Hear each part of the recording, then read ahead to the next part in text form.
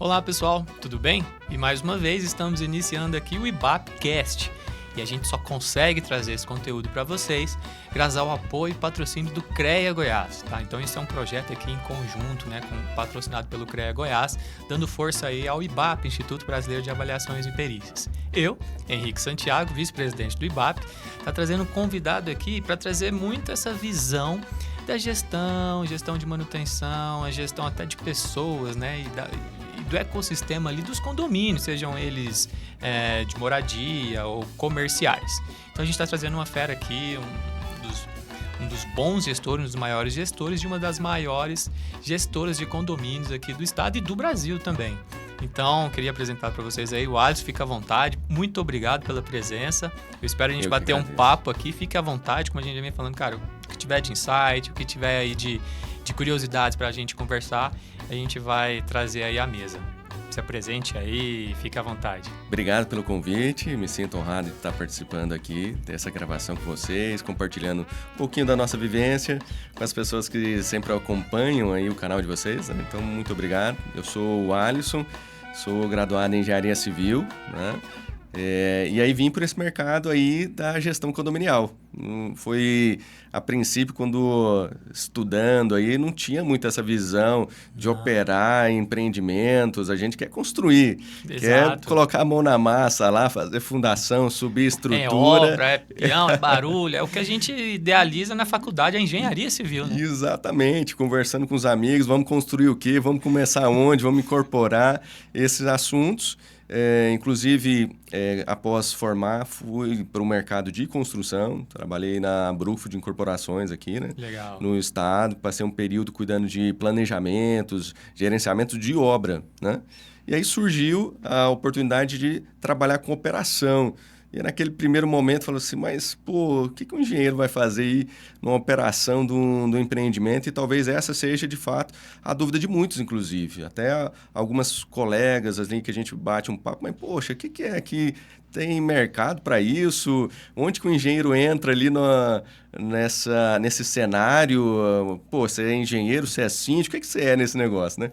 Então, achei bem bacana esse convite aí, espero contribuir para a gente conversar um pouquinho sobre o tema.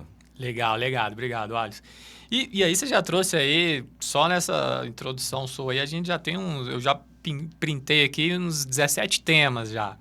E do que você falou, é interessante você dizer que, cara, gente, é simples. Uma gestão, vamos jogar, você vai ter esses números melhores do que eu, mas uma gestão de um condomínio aí, a exemplo do meu, aqui no setor Bueno, uma região aqui de Goiânia, até uma região nobre de Goiânia, uma edificação de 33 pavimentos, 30 ali pavimentos tipo, 30 vezes 4, 120...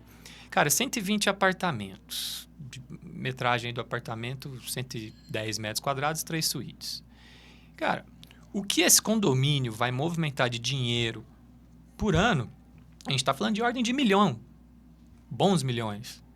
E, gente, gerir milhões, você ainda acredita que é com um síndico amador? Gente, não dá. A gente está falando aí de boas cifras, né? E Exato. Aí, o pessoal começa a entender. Cara, se a gente mexe com muita grana, se a gente está mexendo com capital, se a gente está mexendo com manutenção, que causa prejuízo se você fizer de forma equivocada. Exato. Pessoal, o mercado está aí. Por isso que hoje as gestoras estão crescendo muito. E aí traz um pouco dessa realidade aí, onde é que vocês entram, como é que é essa gestão aí, o que você vê de maior ganho dessa gestão profissional nos condomínios. Bacana. Dando um passo atrás aqui para a gente entender um pouquinho sobre esse mercado, né? Hoje, quando a gente fala de síndico, não existe ali qual que seria a profissão ideal para ser um síndico, né? Ele precisa ser eleito na Assembleia. Então, ele pode ser um síndico morador e aí, sendo um síndico morador, ter N formações. Ele é um contador, ele é, de fato, um administrador, engenheiro ou nada disso. Ele é só uma pessoa que mora e quer cuidar do patrimônio. Só que dentro desse cenário, vai variar muito o nível de capacidade técnica. E aí, sem menosprezar nenhum aspecto disso. Mas imagina um empreendimento que para construir foram milhões. A pessoa comprou um patrimônio, um apartamento, e aí coloca na mão de uma pessoa que às vezes não tem toda a expertise, não tem todo o conhecimento para poder gerir aquele patrimônio. Como que vai ficar? Esse patrimônio ele vai ser durável? Ou esse patrimônio ele tem uma data fim? Né? Quando a gente fala, brincando aqui sobre a data fim, é porque se eu não cuido daquele patrimônio, a tendência dele, de fato, é ir depreciando gradativamente, e aí você chega num determinado empreendimento, ele tem 10 anos, mas está com cara de 20. Aquele empreendimento acabadinho, assim, que o ano... Aquela fachadinha já condena, né? O ano parece que não correu da mesma velocidade para ele, né? E isso é muito relacionado com o jeito que eu cuido desse patrimônio, né? Na parte da construção aí dos empreendimentos, as pessoas ainda não têm uma visão muito clara sobre o que é a manutenção no dia a dia.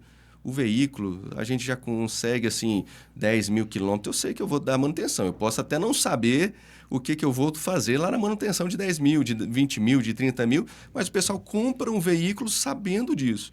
Mas muitas pessoas compram um apartamento luxuosíssimo, né? A gente está na cifra dos milhões aqui, como nós falamos. E aí agora, o que eu vou fazer com esse patrimônio? Vou deixar na mão da garantia, né? Tudo eu vou colocar na garantia. E não é bem isso. Exato. Até para acionar uma garantia ali, precisa passar por as manutenções preventivas. E quais são elas? Vai ter profissional que vai ter toda essa expertise para direcionar as manutenções necessárias, mas tem profissional que não, que vai estar com aquela mentalidade, eu vou emitir um boleto da taxa condominial para passar para o morador. Isso é suficiente? É assim que seu patrimônio deve ser gerido? Imagino que não. A correlação com o carro aí é perfeita. Tanto é que, pessoal, isso é... Eu falo que é de um conhecimento comum, tão básico, que você mesmo entende que se você não trocar o seu óleo lá, o óleo do motor, se o seu câmbio for automático, óleo do câmbio, você sabe que vai perder a garantia. Você vai lá na montadora, cara, você não passou aqui no nosso concessionário, você não fez as manutenções preventivas, então você perdeu a garantia. Pessoal, com imóvel é a mesma coisa. Você tem, por norma, normatizado, alguns procedimentos de manutenção. Se não o fizer, você perde essa garantia. Consultora de má-fé. Não, pessoal. É mercado, é produto, é conservação de produto, manutenção de produto. Alguém te oferece um produto, você tem que manter esse produto, né? Você tem que fazer essas manutenções. Então, essa correlação é... E por isso que o IBAP, né, avaliações e perícias, por isso que é uma área tão correlata, que você trouxe aí, né? Nossa, aquele prédio que já está com aquelas fachadinhas assim, desgastada, né? Cara, isso é uma das variáveis intrínsecas na parte de avaliação dentro da engenharia, tá? Exato. Então, assim, a manutenção mal feita é diretamente associada à valorização ou desvalorização do seu imóvel. Exato. Então, gente, a gestão profissional não tem como fugir dela, né? É o que eu digo, não tem como fugir. Tá? Mas e os custos? Cara, o custo dessa não é custo, é um investimento dessa gestão profissional, traz economia nas manutenções, né? Exato. A parte das manutenções, se a gente não faz um plano de manutenção bem adequado, o custo para fazer uma manutenção depois ela acaba sendo maior, né? Então, a gente está falando aqui de fachada. Deixa passar um período muito grande no empreendimento sem dar nenhuma manutenção. Ele tem, às vezes, uma pastilha na fachada, passa-se 10 anos, não foi feito nenhuma avaliação, não foi feito um plano de ação ali para fazer aquela manutenção adequada, tratamento de rejunte, tratamento de fissuras e etc. Aí, de repente, a fachada... A gente falou sobre a parte estética, né? Tá toda degradada e aí precisa fazer um tratamento muito mais robusto. Mas eu vou além. Nós falamos aqui de uma pastilha. Imagina uma pastilha cai, né? E cai sobre uma criança, cai sobre um transeunte ali. Como que fica a responsabilidade, primeiramente do síndico e dos condôminos envolvidos nisso, né? Então, é um item que precisa tomar cuidado porque precisa estar durável. Eu não posso deixar de manutenir o meu imóvel porque eu posso causar um acidente. E aí são vários fatores. Sai até da civil e já entra para o criminal já, né? Exatamente. Inclusive o síndico, ele é o responsável legal para o condomínio e responde civil e criminalmente pelos seus atos e pela falta de atos necessários, né? Porque às vezes é só o que eu fiz ali e aí preocupa muito com a gestão ali do financeiro. Eu nunca peguei um dinheiro aqui do condomínio, né? Eu sou uma pessoa extremamente honesta, ético, transparente, estou passando ali, etc. Mas e o que você deixou de fazer? E aí, ao deixar de fazer uma manutenção, você provocou um acidente, um playground, que deixou ele de apertar um parafuso, de cuidar ali, uma criança cai, machuca. Como que fica isso? Você entrou num aspecto importantíssimo aí. Cara, nossa conversa aqui vai durar 28 horas, porque tudo que a gente vai falando vai produzindo mais insights, né? Mas você entrou num aspecto importante, porque até dentro da vistoria predial, né, que o nosso escritório faz, já fez dezenas para a BL Prime e para outros condomínios, até a apresentação do laudo a gente tem que apresentar com um certo tato. Porque é o que você falou, o síndico acha que a responsabilidade dele é ser só transparente e ético. E às vezes a gente entra aqui com algumas informações de, tá faltando manutenção. Mas que isso? Eu te contratei, por que você está falando isso? Não, cara, a sua atitude está de boa fé. Tanto é que você está pedindo uma vistoria predial aqui, eu estou te entregando esse produto. Mas o que a gente vê é que às vezes o síndico, você tem que andar pisar nesses ovos aí, né, com cuidado, nesses cacos de vidros, para justamente não causar uma perda de qualidade do serviço que está sendo entregue. Porque ele confunde o pessoal. Exato. Cara, nossa, eu sempre fui honesto, eu sempre paguei bonitinho. Nossa, mas o dinheiro está aqui, tá aqui, entrou X e eu estou devolvendo X. Não, mas não é disso que a gente está falando. A gente está falando de pontos a melhorar e eu não estou falando da sua competência pessoal em gerir. Eu só acho que tem pontos de melhoria. Eu acho que vocês entrando aí nessa realidade do condômino / síndico, deve ser... Vocês também têm que colocar, tem que conduzir ali, tem que dar uma rebolada bem profissional ali, né? Com certeza. É bem desafiador essa questão de demonstrar, tanto para o síndico, né, que às vezes não tem uma vivência de construção, de obras, de manutenção, como para o próprio morador. Mas eu vejo, assim, eu tento ser um pouco mais otimista no sentido de que quando nós passamos informações de qualidade, quando a gente explica o porquê de cada manutenção, a responsabilidade, o ganho que vai ter, os benefícios, as pessoas vão se abrindo mais para essa questão. Claro que ninguém quer gastar dinheiro de qualquer maneira, não quer, né, tomar um prejuízo, por assim dizer. É óbvio, né? E ninguém aqui tá para rasgar dinheiro. A gente sabe disso, claro. Né?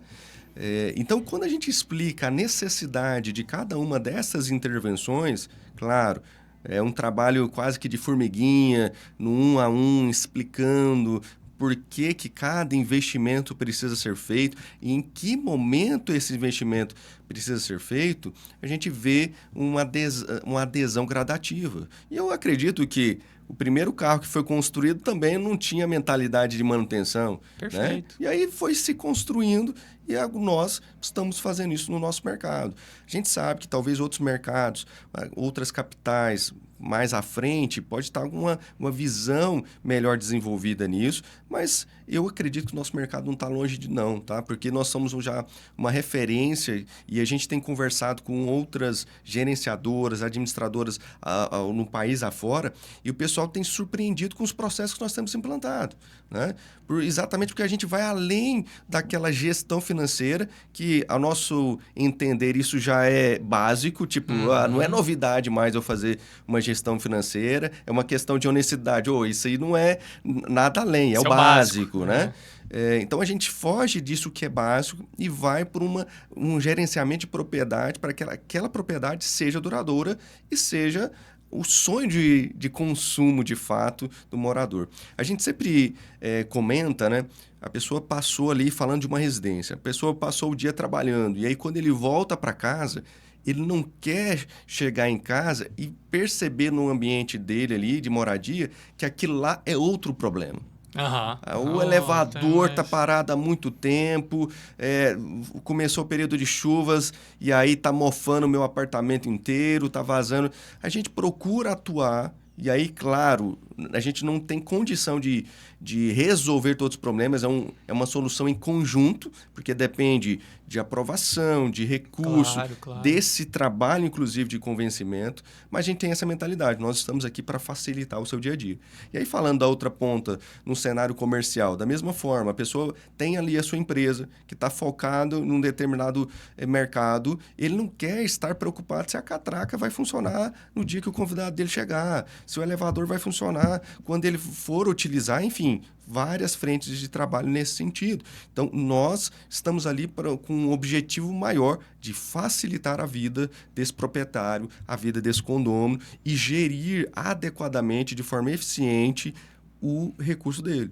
E aí, não só manutenção, mas até nos consumos. O consumo de energia, o consumo de água. Como que a gente pode fazer isso de uma forma mais eficiente possível? Nós estamos no mundo inteiro falando de meio ambiente, né? Eu já estou indo aqui para o outro cenário. Nós podemos contribuir com o meio ambiente gerindo bem o recurso que está lá disponível na nossa casa, no nosso empreendimento. E reaproveitar aqueles que são passíveis disso, né? Exatamente. E eu acho que é por isso que a BL Prime, né, a gestora, se destaca, porque eu vejo aqui no seu discurso, acho que você mandou muito bem falando assim, e realmente é isso, quando a gente quer chegar em casa, a gente não quer que a nossa casa seja um novo problema, porque eu nem terminei de resolver os problemas da minha empresa, né? Então, assim, geralmente a gente não chega em casa com todos os problemas resolvidos. Aliás, raros são os dias que nós chegamos em casa com todos os problemas resolvidos. Exato. E você não quer, o seu cliente, né, o condômino, não quer que chegue na casa dele e encontre mais um problema para ser resolvido. Exatamente. Que lá não é da alçada dele, né? Pô, eu pago condomínio, então eu quero que aqui esteja sempre 100% em funcionamento. Mas aí cabe a empatia, cabe o bom senso, que às vezes o maquinário ali tem coisas que fogem até de um excelente plano de manutenção preventiva, às vezes foge ali, enfim, tem aquela fadiga específica de um equipamento, entre outros. Mas aí você também trouxe um aspecto muito legal, cara, você falando aí gestoras do país inteiro e você trazendo aí algumas expertises que são bem vistas, né, da BL Prime em outras regiões. Aí eu queria atribuir aí 3 aspectos interessantes aqui em Goiânia e na nossa região. Eu acho que você falou que Goiânia é bem visto, né? Assim, na questão, tem cidades à frente? Tem, mas também não estamos... não somos retardatários, né? Exato. Mas eu acho que tem 3 aspectos interessantes que contribuem para isso. Eu acho que aí a nível nacional, né? Eu acho que veio as normas e contribuiu muito. Eu acho que o conhecimento... Hoje, o condômino tem conhecimento das normas, né? Eu acho que hoje está mais... Isso tornou um conhecimento mais público, que existem normas de manutenção, as normas de desempenho. A gente faz muita entrega de empreendimento, de apartamentos ou casas residenciais. Você vê que os nossos clientes que nos procuram, eles já chegam... Como é que se diz? Eles já chegam tomando a norma de desempenho da gente. Assim, ó, e aí, você sabe disso, da desempenho? Eles já chegam querendo saber se nós entendemos desse assunto mesmo. Exato. Então, os clientes estão mais informados e chegaram as normas aí para padronizar, colocar esse bastão mais acima. Também eu diria que o mercado goianiense... Aí você vai... Enfim, né? Você vai dizer se concorda ou não, mas o mercado goianiense... Os nossos empreendimentos são complexos. Exato. Né? Muito complexos. Os nossos empreendimentos são complexos. Aqui não é... Gente, não é excêntrico, não é peculiar ter piscina dentro do seu apartamento. Ter um ofurôzinho. É 2 empreendimentos. Não, hoje em Goiânia tem dezenas de empreendimentos. Tem vários empreendimentos que tem piscina. Tem empreendimentos que tem elevador que leva seu carro à sua casa. Então, os empreendimentos de Goiânia são complexos. E essa complexidade faz que você tem que trazer soluções novas também, né? Soluções Exato. Que possam parecer complexas, mas acaba solucionando as especificidades desse empreendimento. E em termos de mercado imobiliário, por todos esses fatores, eu também entendo que, das tratativas que nós temos com os nossos clientes, o cliente goianiense é exigente também, Sim. em termos do imobiliário. Né? O cliente goianiense ele tem excelentes parâmetros aqui para dizer se algo é bom ou ruim, ou se você está entregando, o que você está entregando é bom ou ruim.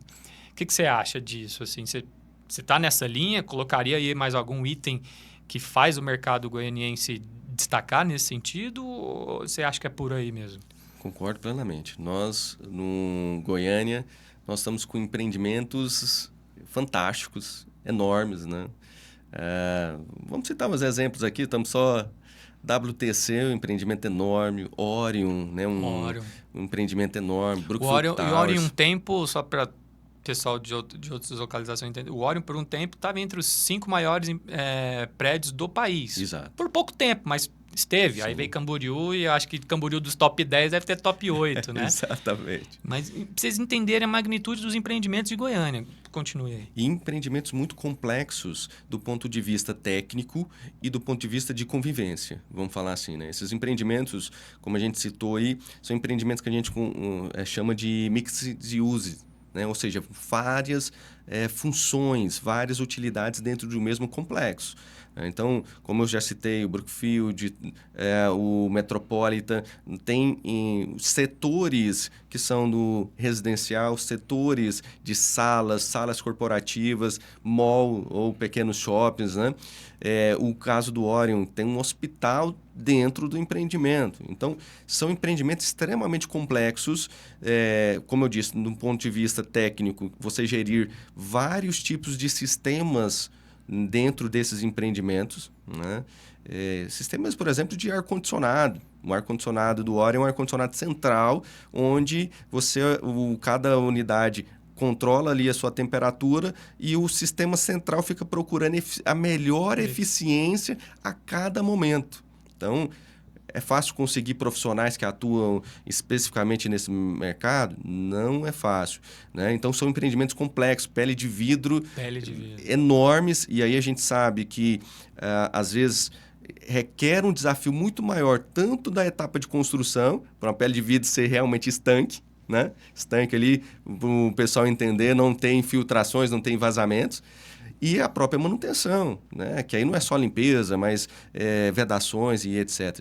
E quando a gente fala de convivência, imagina vários públicos dentro do mesmo empreendimento, né? Morando, fazendo compras, frequentando um hospital. Como que eu faço uma gestão desse complexo como um todo sem que um setor afete a operação do outro, né? Então, aí vai além do técnico, mas vem uma questão social de convívio, né? São pequenas cidades dentro desses empreendimentos, inclusive. Tem um tempero aí que eu acho que deve estar tirando um pouco o sono de vocês, nesses mixed use aí, né? E também, já não bastasse isso, dentro de um empreendimento residencial, torne-se ali, por mais residencial que seja, começa a ter uma atividade comercial ali, que são os Airbnbs, né? Sim. Eu acho que isso pode estar trazendo um pouco de... Porque eu vejo que está tendo já uns burburinhos, e aí, o quão isso está dentro da legalidade, né? Aí vai do regimento interno, vai da lei. Aqui é residencial, mas ele pode transformar o imóvel dele numa fonte, num ponto de hospedagem, ou não. A lei, o regimento interno está soberano como é que fala, aos direitos dele de propriedade.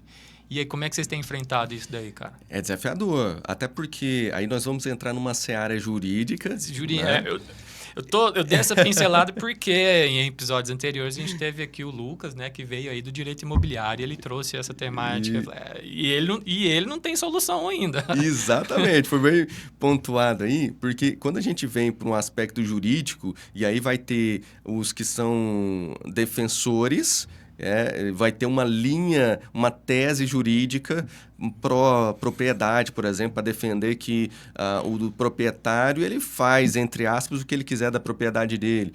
E aí vai ter outras linhas que falam, não, mas eu tenho que ter, a propriedade tem uma relação comum com as demais unidades e precisa imaginar qual que é o impacto da atividade que eu faço dentro da minha unidade. Então, não é que eu posso fazer o que eu quiser, eu posso fazer o uso da minha propriedade sem ferir, né, a saúde, o sossego, a segurança dos demais.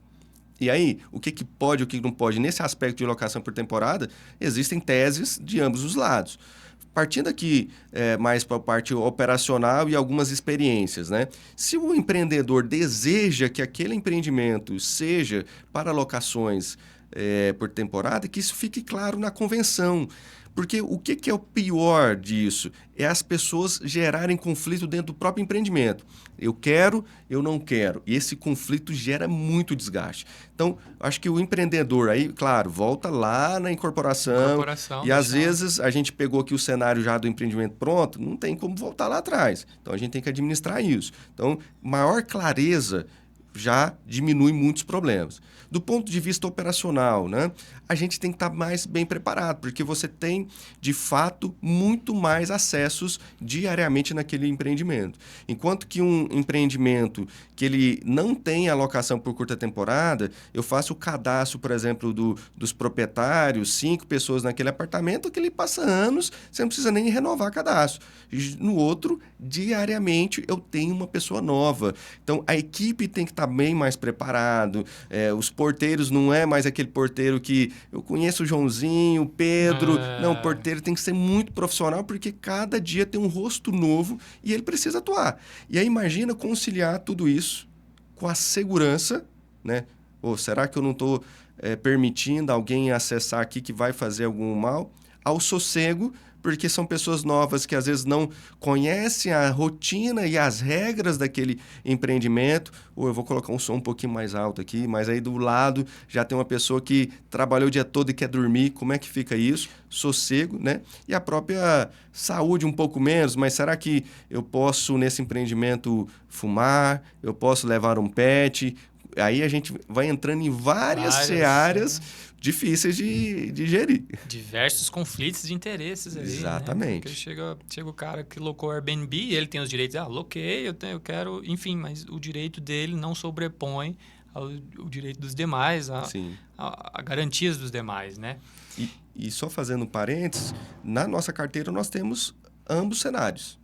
Né? Nós administramos tanto o residencial que não tem alocação por temporada, e aí faz a gestão de todo o empreendimento, quanto outros que têm a alocação por curta temporada. A gente conhece muito o Airbnb, mas é um exemplo de plataforma. Existem várias.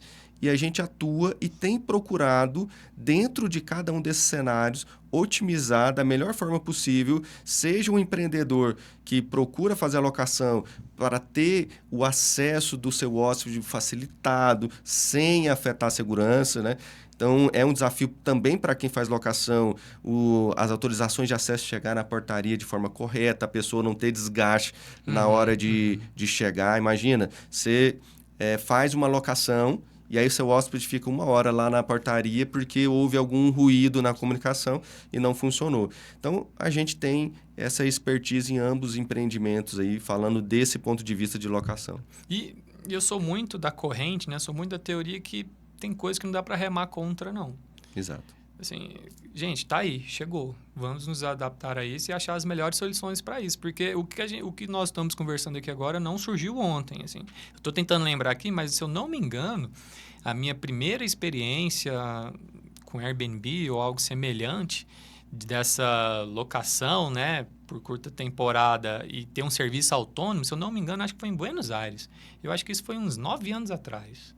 Eu achei incrível, assim, era portaria eletrônica, tinha uma televisão em modo vertical, eu vi o porteiro, ele estava lá, você via que ele atendia diversos empreendimentos, mas o porteiro era uma televisão na vertical, ele me dava um código e eu acessava umas maquininhas que estavam aqui do lado, eu dava o código, pegava a chave do meu apartamento e ele liberava a minha entrada. Então, assim, cara, a gente está falando de 9 anos atrás. Então, o nosso papo aqui não tá, não surgiu 2 anos, não é pós-pandêmico, não. Isso daqui... E olha que eu tô falando de Buenos Aires, imagine Nova York, que tá, enfim, Hong Kong, são coisas muito modernas e já deve ter essa realidade aí há um bom tempo. Sim. E voltando ao mundo aí da gestão, o que você acha ali para o engenheiro, voltando ali, né, para o nosso público aqui, pessoal, arquitetura, engenheiros,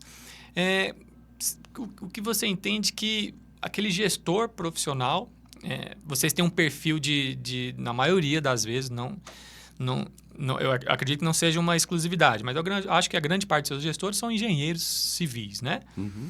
Mas o que vocês entendem aí que seria um bom gestor para um bom condomínio o que é um bom engenheiro ser um bom gestor dentro de um condomínio vertical ali, seja comercial ou residencial.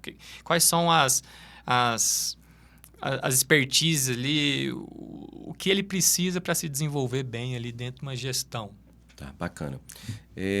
O gestor, ele tem pelo menos duas grandes áreas aí que eu gosto de exemplificar. Uma da parte de relacionamento.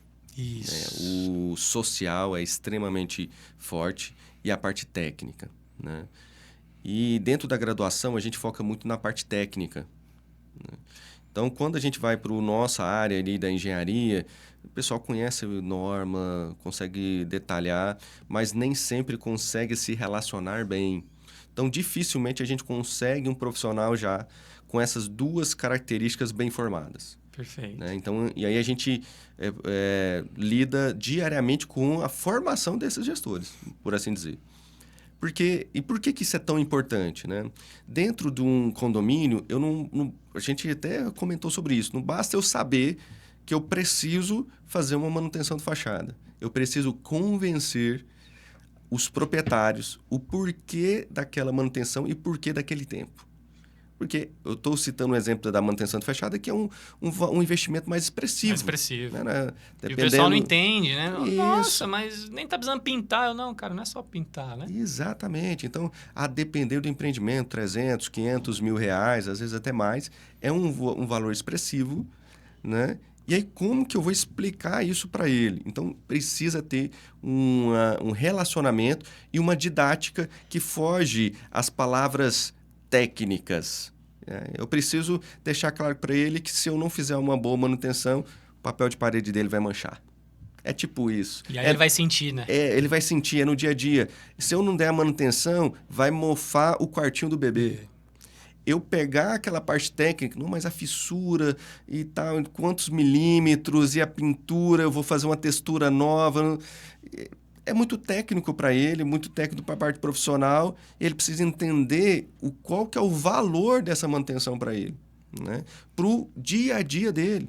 Eu vou fazer uma manutenção de ar-condicionado na área comum. Por que eu vou fazer essa manutenção? Nossa, se não fizer essa manutenção, você que tem um problema de rinite, vai malhar na academia, vai voltar para casa doente. Então, juntar esses dois grupos, e às vezes a gente acha um profissional que está mais para o âmbito do relacionamento e menos no técnico, e assim vice-versa, a gente vai atuando, trabalhando com esses profissionais. O perfeito a gente raramente encontra, Exato. É muito raro encontrar. Então, é claro que você vai adaptando ali e moldando a sua equipe, né? E você trouxe um aspecto importante que eu falo muito quando dou a aula, palestra, que é isso, né? O engenheiro, a gente aprende a fazer o melhor projeto possível, a melhor planilha no Excel, com tabelas dinâmicas e, enfim, e fórmulas. Cara, mas o seu cliente, se você montar a melhor planilha do Brasil e não souber falar da sua planilha com encanto, e que não saiba transformar que aquela planilha é o que o seu cliente precisa para solucionar aquele problema, não adiantou de nada. Sim. Chegou um cara ali com um décimo de seu conhecimento, montou uma planilha. Estou dando exemplo da planilha, mas para ficar algo mais didático, né? mais mensurável. Mas se ele soube fazer o storytelling melhor, se ele soube entender, escutar melhor o cliente, saber de fato qual que é a dor do cliente, ele vai levar. Sim. Ele vai levar. E eu acho que o engenheiro perde esse feeling durante a faculdade, porque é o que você falou, somos muito técnicos, né? A gente só vê conta, só vê normas, só vê... E não estou falando que tem que deixar de ver. Mas é o que eu falo para a galerinha, galera, isso vocês já viram. Agora, busque soft skills, né? Para vocês se destacarem, porque não adianta chegar numa reunião, é o que você trouxe, né? Imagina uma assembleia e o seu gestor lá não souber conduzir um conflito ali. Cara, Sim. Lascou. Ele jogou a boa eficiência, por mais que ele tenha da gestão, por água abaixo, porque o pessoal esqueceu os benefícios e concentrou nas brigas, né? Nos conflitos. E, olha, Como é que você faz a gestão desses conflitos aí nos condomínios? Porque eu presencio esses conflitos, quando eu chego numa vistoria predial, por exemplo, ou qualquer demanda de condomínio, né? Algum laudo específico, algum trabalho específico. Para mim, já estou aí há quase 10 anos, para mim fica muito fácil notar se a gestão ali daquele condomínio é conflituosa ou não. Se todos estão com o síndico ou o síndico está sozinho no barco e todo mundo batendo nesse síndico. Sim. Ainda tem muitos empreendimentos que as pessoas, qualquer problema, vamos judicializar. Isso. Não, isso aqui, vamos para a justiça. Isso aqui, quem é o culpado, né? Vira aquele caça às bruxas, por assim dizer. Porque, às vezes, a pessoa se isenta da sua própria responsabilidade como condômino, e o condômino é ser parte daquele bem. E sendo parte daquele bem, eu sou parte proprietária e parte responsável. Perfeito. E aí, dentro da minha responsabilidade, claro, o síndico representa aquilo lá, mas dentro da minha responsabilidade está o próprio votar, o contribuir, né? E às vezes alguns se distanciam da própria responsabilidade, por assim dizer, e depois querem achar um culpado. É um desafio, né? Vamos falar assim, a bola da vez, descobrir como resolver conflitos. Mas, assim, o primeiro cenário é ter clareza na comunicação. Tem muita gente que acaba floreando muito. É ouvir as partes. Qual que é a sua opinião? Qual que é a sua opinião? E aí a gente começa a conversar sem colocar culpados. Existe um problema, existe um conflito. Como que nós vamos resolver? Vamos ouvir, e aí entra os profissionais. Eu sou um engenheiro civil e às vezes tem uma matéria que é da elétrica. Eu não atuo bem na elétrica, por exemplo. Eu vou chamar um profissional, eu vou chamar um perito, eu vou chamar o jurídico para... esse assunto aqui eu vou judicializar. É dar a liberdade para aqueles que conhecem de fato o assunto opinarem sobre eles. Legal. Infelizmente, tem muitas pessoas que querem ser os donos da verdade. E nas assembleias, né, você chega com um assunto, todo mundo quer opinar e opina com uma certa propriedade. Você fala, mas foi meu colega de faculdade também, né? Porque entra numa parte técnica que às vezes... desconhece, e aí até do âmbito do jurídico, eu não sou, né? A gente recorre ao jurídico lá, mas dentro das assembleias condominiais, não, mas eu entendo sobre esse assunto, já passou da hora, deveria ter feito isso ou deve ser feito aquilo. E nem sempre é assim. Nem sempre é assim. Então, ouvir as partes, a gente procura sempre que possível, e aí até fazendo uma relação entre condômino com construtora, buscar o diálogo, né? E em todos os aspectos, tem pessoas que querem um ringue. Não, a gente não está aí para montar MMA. É outro cenário. Nós não estamos num ringue. Se for necessário demandar judicialmente uma construtora, uma situação, é óbvio que o corpo jurídico atua, a gente vai buscar os melhores profissionais para atuar naquilo ali, mas a gente procura muito diálogo em cima de qualquer cenário.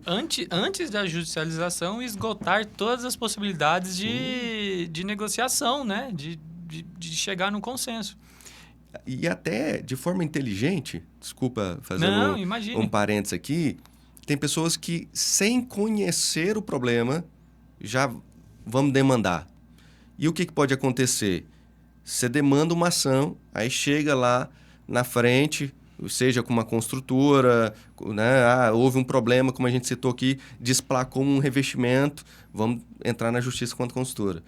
Demora todo um cenário. Aí, quando chega lá na frente, caiu porque você não deu manutenção. Aí, custo disso. Perdeu tempo, perdeu dinheiro com a ação e depois você lá que demandou aquela ação é responsável por fazer toda a manutenção e só perdeu tempo. Então... E dinheiro. E dinheiro. Avaliar em quais circunstâncias que demandar uma ação é de fato benéfico ou não. Será que eu estou... fazendo as minhas obrigações, ou se eu estou descumprindo as minhas obrigações, não tem como eu cobrar, seja da consultora, seja de um terceiro, uma obra vizinha que seja, enfim, tem várias possibilidades. Então, analisar, até documentalmente, eu tenho todos os documentos?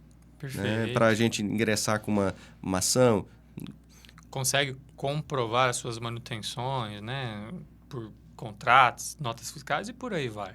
E isso é muito realidade. A gente vai conversando. Semana passada aconteceu isso comigo. Eu estava apresentando um laudo de vistoria predial para um condomínio e na mesa lá, né? Na apresentação, na assembleia, tinha uma moradora insatisfeita porque estava tendo uma infiltração no apartamento dela e essa infiltração vinha da área comum, ponto final. A gente entendeu que a infiltração não era uma falta de manutenção dentro da unidade dela, vinha da área comum.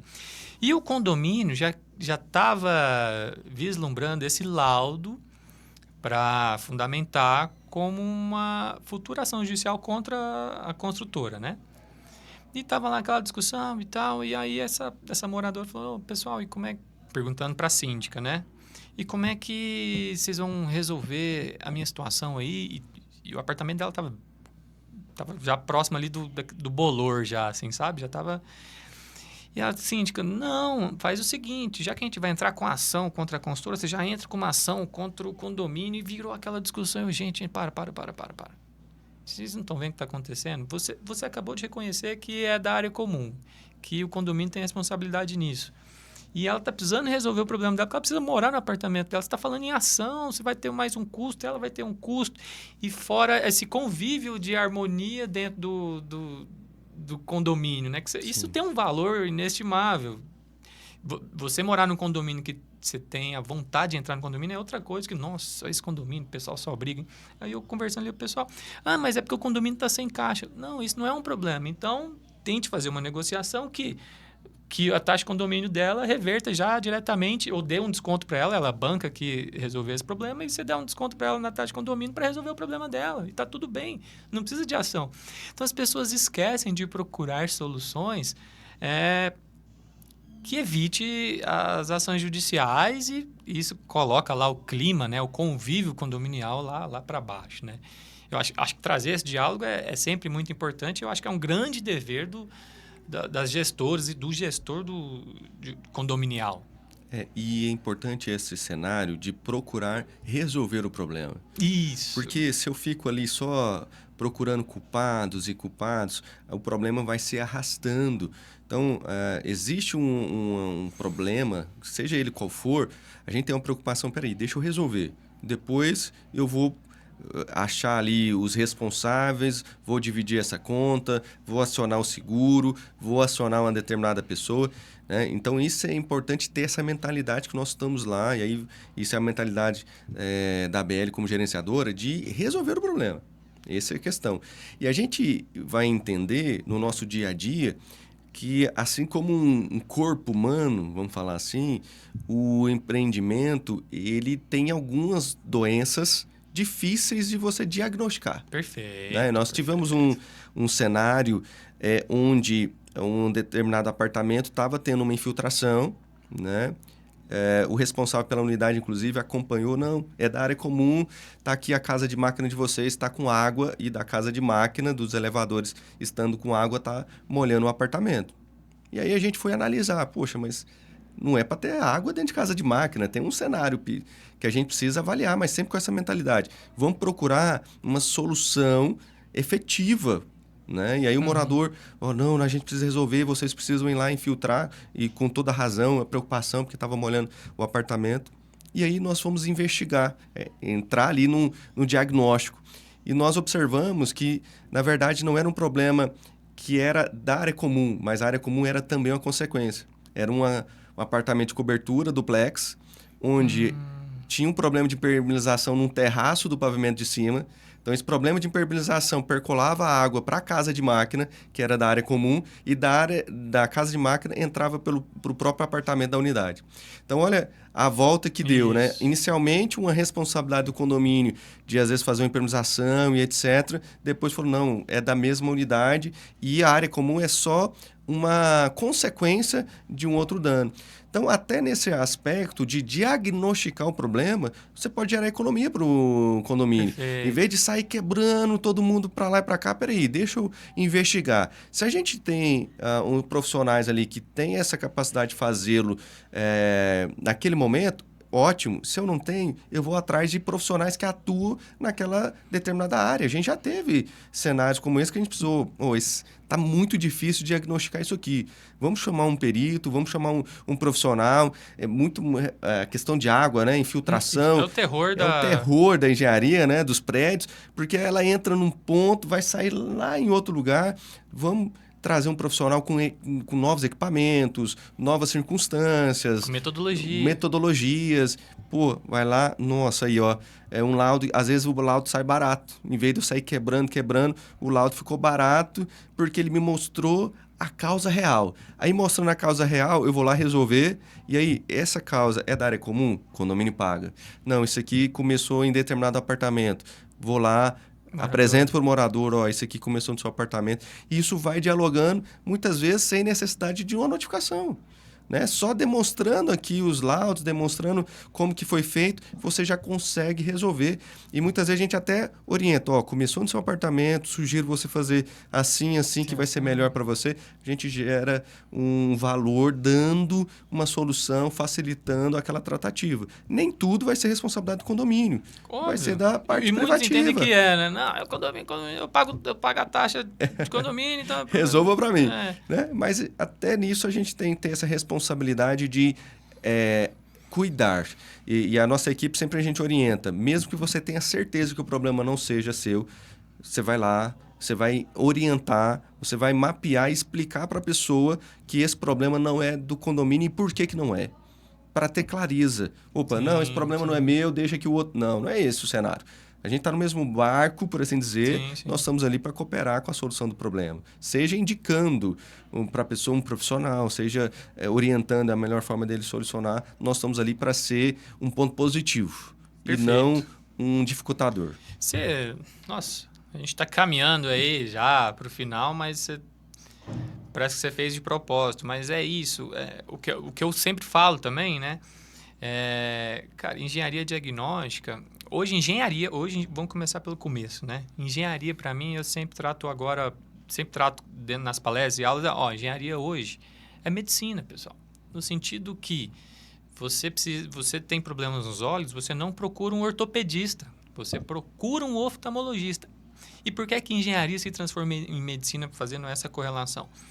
Porque um profissional de engenharia que tem ferramentas que possam custar 40 mil reais. A gente tem ferramentas no nosso escritório de 40 mil reais, 20 mil reais.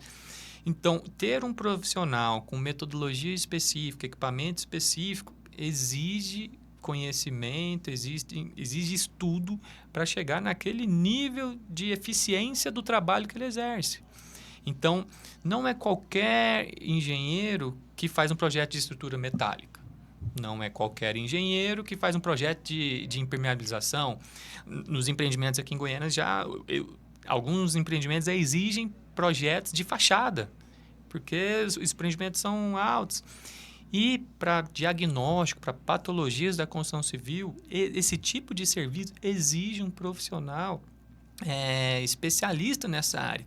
Não é à toa que o IBAP surgiu. O IBAP surgiu, é o Instituto Brasileiro de Avaliações e Perícias, porque em algum momento, é um instituto que já tem mais de 50 anos, em algum momento os profissionais entenderam que, essa área aqui necessita de estudos específicos, normas específicas, ferramentas específicas, e esse pessoal precisa se destacar no mercado no sentido que somos competentes em trazer soluções que evite maiores prejuízos, não precisa quebrar tudo. Exato. Eu tenho uma metodologia aqui, eu tenho um produto químico aqui que pode ser fosforescente e com a luz negra eu consigo identificar onde é que está as infiltrações. Cara, não precisou quebrar nada. Mas é o conhecimento específico. E aí você foi muito feliz, porque é isso. E em qualquer área. Que a gente começou falando de gestão de condomínio tem que ser um profissional Sim. com metodologia e expertise para isso, né? Sim, e fazendo também mais um adendo, muitas vezes o proprietário contrata o mais barato, né?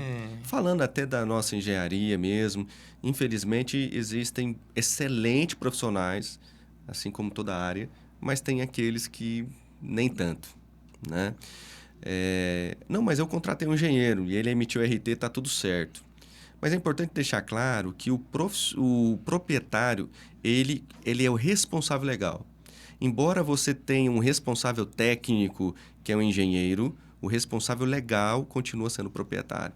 Então, quando o morador fala assim, eu contratei uma RT, e aí, basicamente, a RT veio pelo WhatsApp, né? Tá aqui, tô resguardado porque eu tenho uma RT. Problema resolvido, tem uma Problema RT. resolvido, eu tenho um documento aqui, né? Tô resguardado. Não, você continua sendo responsável legal. E de que forma? Não, mas eu não conheço, eu não sou profissional. Mas você escolheu qual profissional te atender. Então, da mesma forma que você citou que eu tenho um problema no olho, eu não vou ir em outro profissional, eu vou num oftalmo, se eu tenho um problema de estrutura e aí eu vou contratar um engenheiro que não é da área de estrutura, eu sou responsável por aquela contratação. Então, a pessoa não tem que procurar só o mais barato. A gente teve casos semelhantes com tanto obras e projetos na parte de carregamento veicular, né? Nossa, essa temática está em altíssima. Exato. E aí a gente recebendo várias RTs. Está aqui, ó. Tá aqui a RT, está aqui o projeto. E a gente vai analisar aquele projeto. A pessoa não teve o cuidado de seguir a 5410, que tem 20 anos, né? Quem sabe a 17019, que tem 2 anos, né? Esquece. E aí a gente vai orientar os profissionais. Você esqueceu de colocar um DR aqui, você esqueceu de colocar um disjuntor, e esse DR aqui tem que ser específico para o carregamento elétrico. Aí veio a NT45 do Corpo de Bombeiros, que já foi até suspenso. O pessoal, e agora? E agora? A gente fez uma análise em muitos empreendimentos. A cada 10 pendências, 9 era das normas que já existiam, que não tinha nem relação com a NT45, né? Que foi suspenso. E aí, talvez algumas pessoas estão aí comemorando, a NT está suspensa, posso fazer de qualquer jeito. Não, tem outras normas que prezam. E por que dessas normas? É porque eu quero dificultar. É para trazer segurança. Então, eu já tive, inclusive, em assembleias, falou, se o seu carregador der algum problema, você toma choque lá no carro e ela não tem proteção nenhuma para você. O morador regala o olho e fala, mas eu tenho aqui a RT, eu tenho um documento. Gente, procure um profissional que seja, de fato, qualificado para aquilo ali. Para atender a sua expectativa. E aí, da mesma forma, a perícia tem vários cenários. Aí você pode falar muito melhor do que eu, né? Que aí vai ter uma vistoria de estrutura, uma vistoria de instalação. Talvez um excelente profissional na estrutura não seja tão bom ali numa vistoria de instalação. E aí a gente, como proprietário, aqui uma dica nossa, procure um profissional que vai te atender na sua demanda, naquilo que você realmente precisa. E você pautou aí isso, muitos dos problemas que nós atendemos também o que você trouxe aí, eu acho que é um grande dor aí de vocês, uma pedra no sapato de vocês, porque, claro, vocês têm a expertise, vocês têm a experiência da engenharia, vocês sabem dos benefícios de um bom profissional. Exato. Aí eu falo de qualquer profissional, prestador de serviço, uma obra, enfim. Mas vocês não escolhem o prestador de serviço que vai resolver o problema do condomínio. E o que eu vejo que acontece muito no condomínio. O condomínio é um mundo que eu não consigo entender. Eles precisam de algo, eles querem a maior qualidade possível, mas sempre escolhem o mais barato. Sim. Sempre escolhem. Tá, não vamos generalizar, mas 97% escolhem sempre o mais barato. Tem condomínios, a gente já pegou serviço que, você não foi mais barato, mas você foi muito bem indicado, você teve muitas referências e beleza, vem aqui e faça seu... Opa, excelente. Esse é o melhor cenário que eu... Mas em boa parte, cara, eu já fiscalizei obra que o orçamento médio para recuperação de fachada estava dando destacamento de reboco de fachada na ordem ali de 50 quilos a uns 30 metros de altura. Os orçamentos... Então, assim, é uma baita revitalização de fachada, é um prédio antigo de Goiânia, então o reboco era no Saibro ainda, então exigia uma metodologia específica, enfim. Os orçamentos para essa recuperação estavam na ordem de 800 a 1 milhão e 100. O condomínio contratou um orçamento de 350 mil reais. Gente, eu já falei para a síndica, mas é assembleia, mas problema já está aí, vai dar mais problema. E deu a RT falsificada, não entregar a obra, deu uma ação judicial. E, pessoal, como se diz, né? Aí tá fácil ganhar dinheiro de vocês, porque eu tô falando desde o início que vai dar problema, por mais que não dê. Mas o que eu vejo que a gestora faz muito bem, e aí por causa da expertise de vocês, né, de ter ali um assessoramento técnico, é padronizar esses orçamentos, né? De trazer para o cenário, assim, tentar equiparar o nível aqui em cima, né? Para trazer essa tranquilidade para vocês. Exatamente. Equiparar o escopo a ser contratado é o passo inicial ali de uma equalização de propostas. Então, quando eu levo ali para a Assembleia, e é importante, inclusive, a gente ter clareza, inclusive, para explicar, porque no meio da Assembleia pode surgir alguém e falar, seus preços... A gente, inclusive, já foi confrontado, o preço de vocês são muito caros, eu tenho um preço aqui mais barato. Falei, olha, então...